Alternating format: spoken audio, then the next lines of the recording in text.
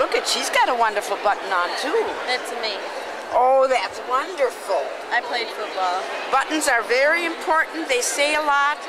They say a lot, and then we don't have to do a lot of explaining, but they trigger good conversation about it. That's what's good. So thank you for filling the buttons. Rita believes that your age shouldn't stop you from working for peace and justice. She's the oldest sister and has spent many years fighting for welfare rights and working with orphans, runaways, and chemically dependent mothers and their children. She works fiercely for peace. Here she is being arrested while protesting at Alliant Tech. She feels that we have to stand up against a company that makes landmines and depleted uranium weapons. We wondered who might have inspired Rita and her sisters to care so deeply about other people, so we asked her about her mom and dad.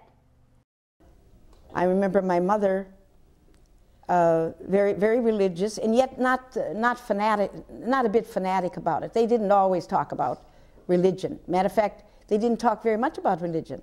I think that's what's kind of amazing. It didn't rub off that way. I think it was more the good, and they did good works. I mean, my dad, when he hears somebody got stuck a mile away from his farm and they were stuck in the mud and they couldn't get out, he'd hitch up those horses and get that wagon out there and pull that car out. He did a lot of that kind of emergency helping the neighbor and helping anybody that needed. And I think that sticks with children, I think, without realizing it. And my mother we had an elderly woman that lived in a shackled house.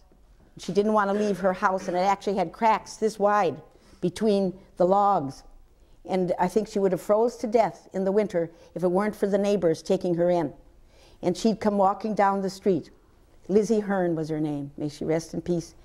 And Mom would take her in. She could stay there as long as she wanted. And there were some neighbors that didn't want to take Lizzie in because she would stay and stay. But I remember my mother would never say, Lizzie, you have to leave now. So those were the little pieces that I think stayed in my soul about the importance of that. Good question. Good answer.